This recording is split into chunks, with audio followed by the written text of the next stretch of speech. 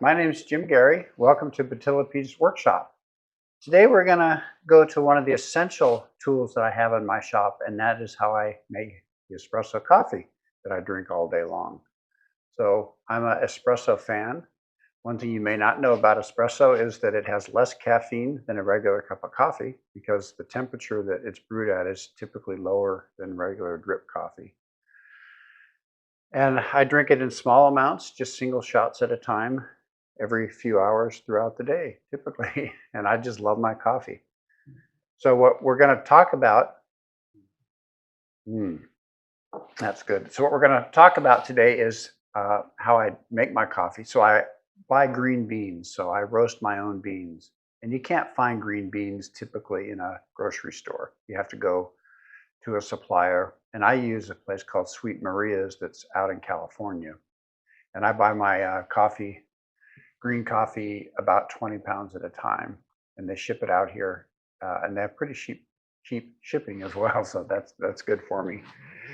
And it's funny, you pay $15-20 a pound for roasted coffee, but you can buy green beans for about $6 a pound. So it's a lot cheaper as well. Plus, one thing you also may not know about coffee is once you roast it, the timer is ticking on it. That coffee is going to taste its best a few days after you roast it for about a week and a half, 10 days, something like that. Then it starts to go on a decline in flavor.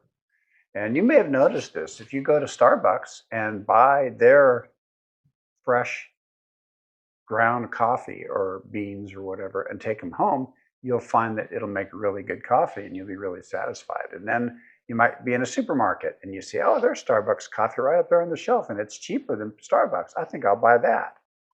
Well, don't buy that because that's probably Starbucks coffee that timed out from the Starbucks store and it's old and it'll taste flat. That happened to me a number of times when I was first drinking a lot of espresso. I noticed I had to buy my beans from Starbucks or from some other coffee shop.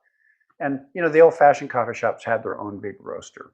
So, roasters were kind of the central theme in a coffee shop back in the old days. You still find coffee shops like that, but mostly it's done offsite away from the coffee store. But anyway, buying beans or ground coffee in a grocery store is never as good as getting them from their source. And the best source is if you do it yourself, which is what I do. And I have tried all kinds of coffee, and my favorite go-to coffee is Sumatra. And it's just coffee from Sumatra, and there's a million varieties from there. And I've tried a lot of them. I can't keep track which ones are which. So I just buy whatever they have, and that's what I drink. Now, when it comes to roasting coffee, there were really three ways to do it. The first way is how the pioneers used to do it. So think about the pioneers heading out west in their Conestoga wagons. They probably had a big sack full of coffee. And of course, they didn't have electricity or a coffee roaster. So they would just take the green beans, and green beans will last several years without any bad effects. So you can store green coffee much longer than you can store roasted coffee. So what they would do is take green coffee with them, and then they would roast it actually in a dry cast iron frying pan over the fire. And people still do that today. You get a wooden spoon, you get a cast iron frying pan, you don't put oil in it, and you get it nice and hot, and you dump your beans in and you stir it until the beans go through the roasting process. And we'll talk about the roasting process when I get to it, to showing you that a little bit later. Then my first coffee roaster was actually an air roaster. So it worked kind of like a popcorn popper. It was a little device about this big around, and you put just a small amount of coffee, like a half a cup of coffee, of green coffee in there, and you turn it on, and it blew really hot air in there and would eventually pop. And that worked. And I thought, well, okay, I'm going to roast my coffee for a year and see if I'm still doing it at the end of a year. And if I am, then I'm going to buy a better roaster.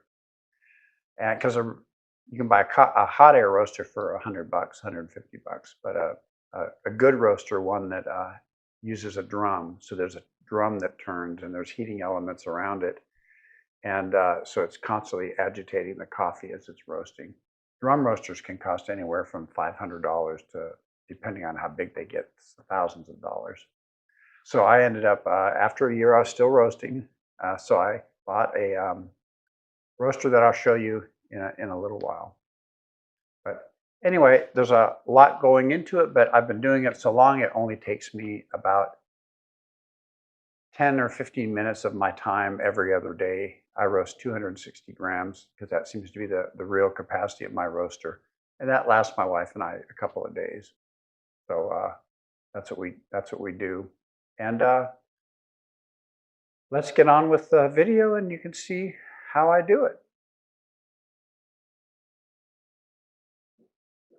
So here's where I keep my green coffee beans. So I order them in bulk. Sometimes they come in these separate bags. So there we go. I get my coffee from Sweet Maria's. This is not a sponsorship. I just like Sweet Maria's green beans. So they're unroasted. I buy about 20 pounds at a time.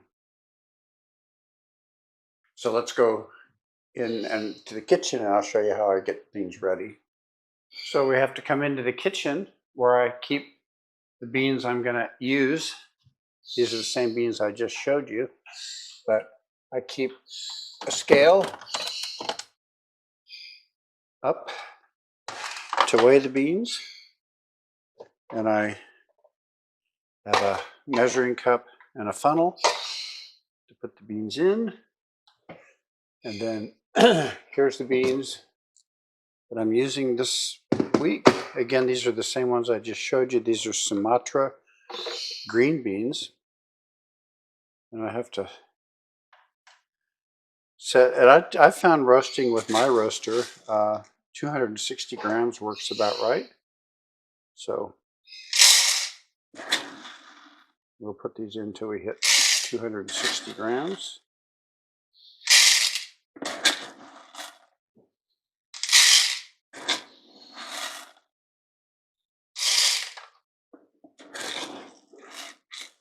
So that's 273, so I take some out. And that's about 260, that's close enough. Okay. So I put these back on the shelf for next time. And I typically roast about every other day. Seems to be just enough coffee for my wife and I.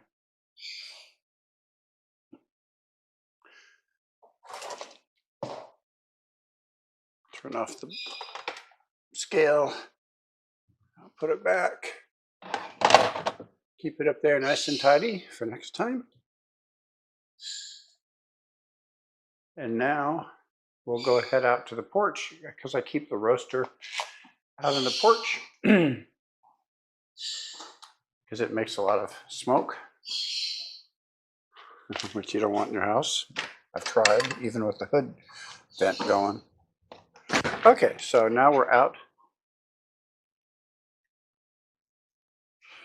So here's my roaster. So I put the coffee aside for the moment. So this is a hot top coffee roaster. I've had it for about 15 years. I've upgraded it a few times. I like this brand because you can buy all the parts for it online. So I've had to repair it and update it a few times over the years. But it's pretty good, but it mostly only roasts about 260 grams at a time. It's not good. If you put too much in, it just bogs it down and it's too slow. So the first thing you have to do before you use this machine is to pull out the chafe tray. And that has the chafe, that's the kind of skins of the beans that fell out when it went through the last roast. So those I just dump outside. And the wind blows them away. There it goes.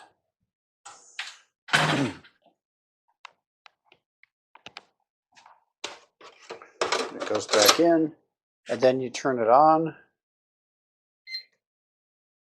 till it says auto there, and then you set the timer or set the program mode, and I use a program called AD2, and then you push the enter button twice,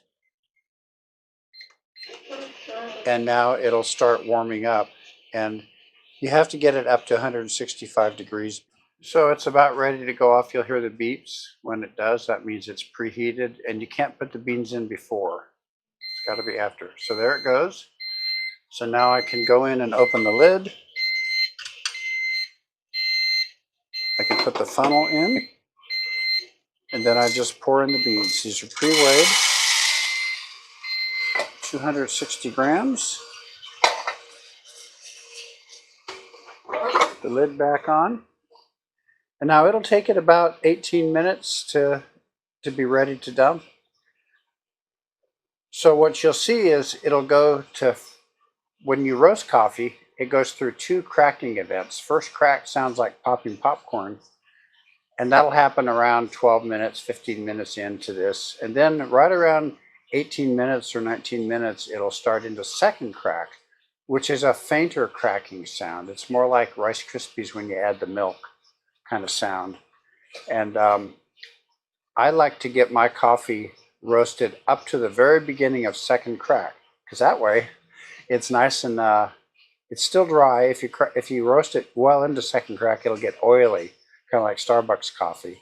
And oil is, in my mind, makes the coffee too bitter, and it also will clog up the grinder in my bean to cup coffee makers.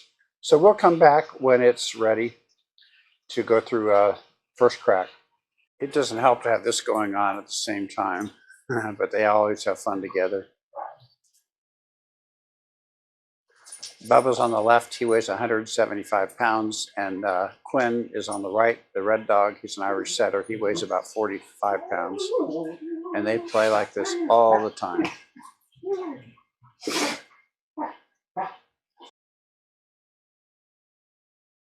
And the temperature that something will go into first crack depends on the coffee roaster you're using and the kind of coffee you have. And this is Sumatra, but it can vary from among different kinds of Sumatra as well. But you just get these occasional, fairly loud cracks with my particular coffee.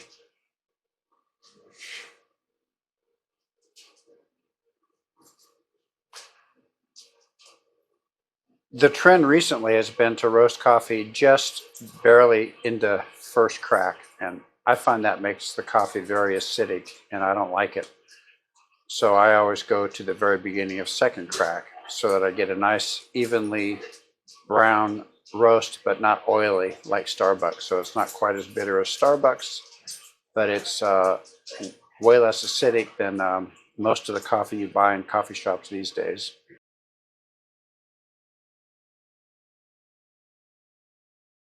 And in my experience with this particular batch of coffee, it usually happens around 360 degrees Fahrenheit. And I'm not sure if this will pick up the sound. It's pretty faint. So it's at second crack, so it's ready to dump. And I just hit the eject button, and you'll see all the coffee coming down, and that pan will start to rotate.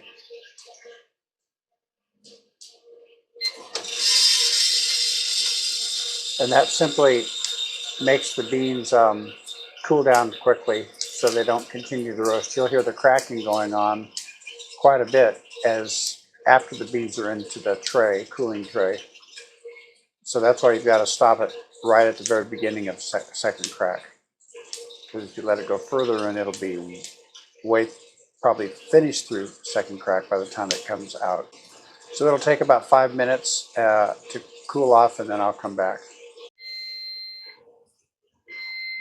Okay, so it's almost done cooling. The beeping is just to warn me that it's cool, although I very often leave it out here until several hours later. But now it's done. So I'm going to get my container with the funnel. And it's still a little hot, but I can get it poured in. It's a little too hot to handle right now, so I spilled some. But anyway, let's take a look at that coffee. There it is. It's nice and brown. I'll take it out to the light where we can see it better. So it's nice and brown, but it's not oily. So it'll taste dark, like a dark espresso is what I'm going to end up with making out of this. But it's not oily, so it won't clog up the grinder. And if I'd roasted it way less, just past first crack, it would have been really acidic. But this is a nice balance right at the beginning of second crack where it's It's not oily, it's not overly bitter, but it tastes like good, to me, like really good coffee. And I make my coffee almost always as espresso, so we'll get to that in a minute. So this is my bean to cup coffee maker. I have two of these. I have one in the house and I have another one out in the shop. The one in the shop is the one I used to keep at work before I retired. So it's nice to have one out in the shop. These are expensive. They cost around $600 a piece. And mine are made, I've had three of them so far. One I bought about 20 years ago and it's now defunct. But they've all been these DeLonghi Italian ones. And I've never used any other brand, so I can't tell you if these are the best or not, but I've had good luck with them. And they're fairly easy to repair. If something breaks on them, yeah, you can bundle it up in the original box and ship it off somewhere, but you can also just go on YouTube and find out how to replace parts on these, and it's not that hard if you're handy. So the way these work is you put beans down here, and I've got some that I roasted last week in there already. So that's where the beans go, just like at Starbucks. And then you turn this on here, and it's giving me an error. That means I need to empty the coffee bin. So this is where the dregs of the coffee come out.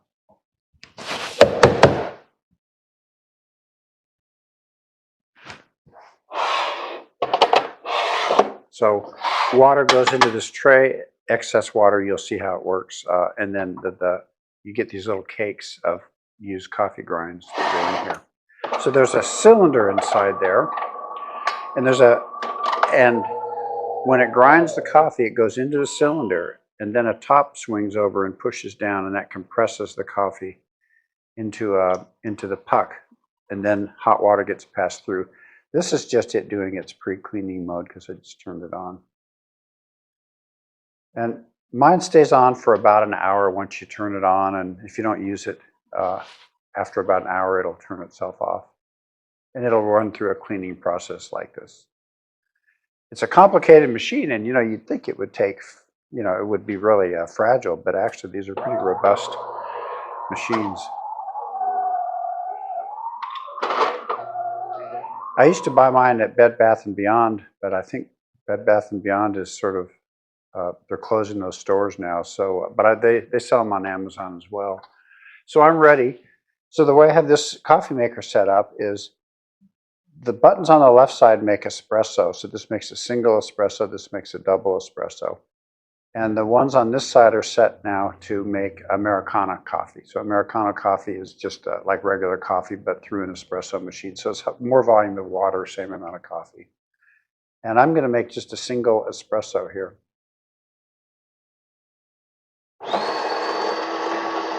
So there it's grinding the beans.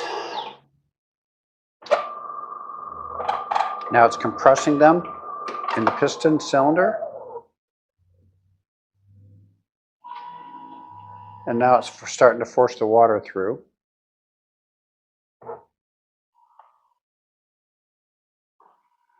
There it goes. And you can adjust how much water, you can adjust how much beans you have. You can even adjust how well it grinds the coffee. There's an adjustment back here for that. So there we go, a single espresso. And this is my University of South Florida espresso cup a student gave to me once. So that's about it. It's pretty simple. Well, I guess I'm ready to wrap up this video. I just wanted to mention something about the bean to cup machine. It's called a bean to cup machine because you put in whole beans in one end and you get espresso out the other end into your cup directly. And if you actually talk to a lot of coffee aficionados, they'll say, well, that you don't get the best espresso that way. You get much better espresso if you use a fancy grinder, grind it a certain way, and then use a fancy manual espresso maker, and you'll get better espresso. And they're right. It's true, you will. But for me, I don't like the mess of doing it that way, because if you have to grind the coffee separately, you end up with coffee grinds all over the place. And, it's just messy. And with the bean to cup machines, you just keep everything contained. So all you have to do is dump the two waste bins, the solid waste bin for the grounds and the liquid waste bin for the liquids every couple of days is all I have to do. So for that reason, I use the bean to cup machines. So anyway, now you know how I make my coffee. So cheers.